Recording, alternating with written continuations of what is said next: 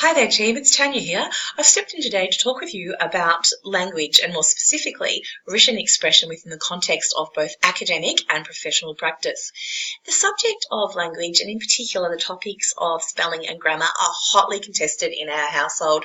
We have quite a large extended family and everyone has quite diverse views on really everything, including language. So in terms of spelling and grammar, at one end we've got my father-in-law who sees any little grammatical error as a sign that the world is coming to an end, to others in the family who think that spelling and grammar are a waste of time and have got through life quite nicely, thank you very much, without writing very much at all. For you, though, you're going into professional contexts where being able to write and write well is very important. So let's look a little bit more at some of their conventions of grammar and spelling. Just wanted to start with a funny little image, though. As you can see in the image here, that a simple comma can change the meaning of a sentence quite dramatically. The first sentence, let's eat Grandad, indicates that the family is going to sit down and have a meal of Grandad, whereas let's eat, comma, Grandad, indicates that the family are going to sit down with Grandad and enjoy eating with Grandad rather than eating Grandad. So it says here that correct punctuation can save a person's life. So I wanted to talk to you today about sentence structure. Many of you may have received comments along the lines of fragment or this sentence is incomplete. It might be helpful to talk a little bit more about what a sentence is. A sentence must have a subject, that is a person or thing acting, and a verb, that is a doing word. And here are some very basic examples. I write, I is a subject, write is a verb. I read, I is a subject, I is a verb. A sentence may also have an object, that is the person or thing being acted upon. Here's a basic example.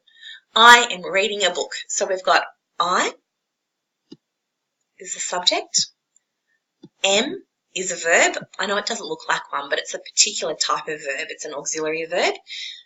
Reading, another verb. A book, and there's your object. So it's really important to make sure your sentence does have these components. Fragments or incomplete sentences are grammatically incorrect and they also disrupt the flow of your work. It's also important, though, to make sure your sentences don't become too long. Sometimes really good ideas can get lost within lengthy sentences, and if you write a sentence with multiple phrases, it's likely that it will have more grammatical errors in it. So it's all about balance. Also wanted to talk to you about subject-verb agreement. Now, I know this sounds really wordy, but in a nutshell, it means that if the subject is in the singular form, the verb must also be in the singular form. For example, I am, I is singular, am is a singular of to be. I am. Likewise, if the subject is plural, the verb must be plural. For example, we is a plural subject, are is a plural verb. You can find a lot more information about subject-verb agreement by looking on the internet. Apostrophes are also another point of difficulty for some students. Apostrophes are used to indicate ownership. For example, you would have one teacher having a book. It would be the teacher's book. You can see the apostrophes between the R and the S. If there are many teachers who own the one book, then the apostrophe would go after the S. Apostrophes are also used to signal a contraction. So some examples, its is short for it is, your is short for you are. Apostrophes are not used to change a word from the singular to the plural form.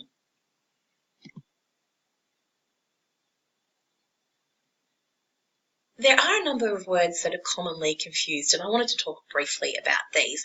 It might even be a good idea for you to actually even write these down on a piece of paper and stick them up on your computer, just to act as a reminder if these are words that you sometimes get confused. So you've got its with an apostrophe, short for it is. Its, no apostrophe, is the possessive form of it.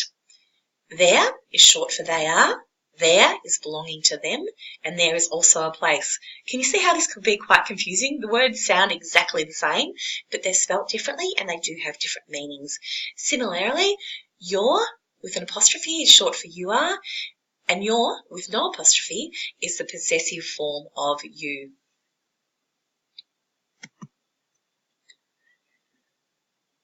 I also wanted to talk to you about using the active voice versus the passive voice. Using the active voice makes it clear who is doing what to whom. In a sentence written in the active voice, the subject of the sentence performs the action. In a sentence written in the passive voice, the subject receives the action. Can you see how the active voice in each of these examples is much more clear and much more direct than the examples where the passive voice is used?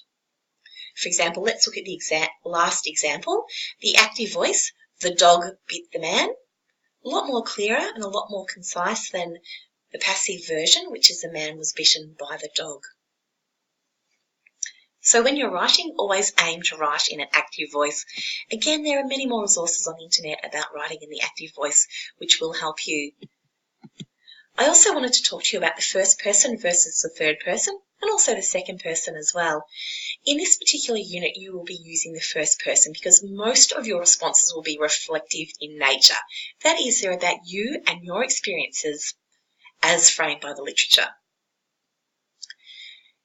In most other cases, you will be writing in the third person because most academic assignments are written from a more neutral perspective or at a more distant perspective. There's another version of the person, and that's the second person, and that's where you write, but you're directing your writing to the reader. I will often employ the second person when I'm writing to you guys in the discussion board or via announcements. However, the second person should not be used within academic assignments, whether or not they're reflective or any other type of assignment.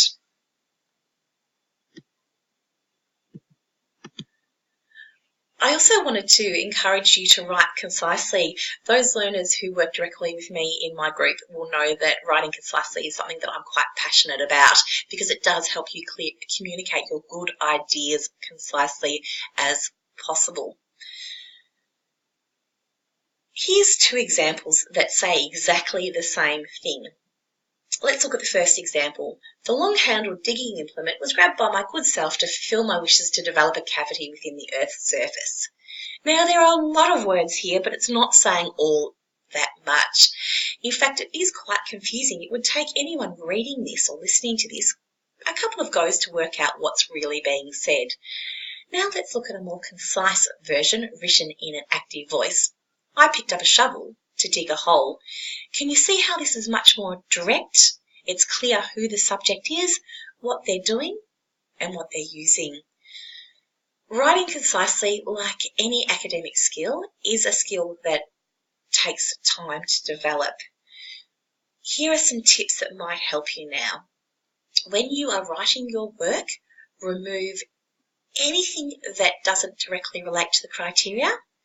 If you can remove a word, a phrase, a sentence, or even a paragraph without changing the meaning, you should do so. You should also make sure that you don't duplicate information. So really aim on getting straight down to the facts and being as concise as possible. By being direct with your language, you'll also free up more of your word count to concentrate on analysis. On a final note, I do want you to be kind to yourself. Developing an academic voice takes time. I know academics who've been studying for decades who would still say that they are continuing to refine and hone their academic voice. It's not something that happens quickly. I also wanted to acknowledge that the English language is one of the trickiest ones to learn, as this little image demonstrates. You might have all heard the old rule I before E, except after C.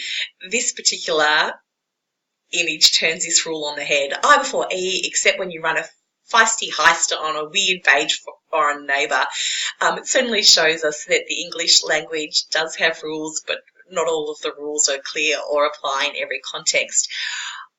I don't want you to be overwhelmed by writing, but I do want you to be aware of common mistakes and also ways that you can fix those mistakes as well.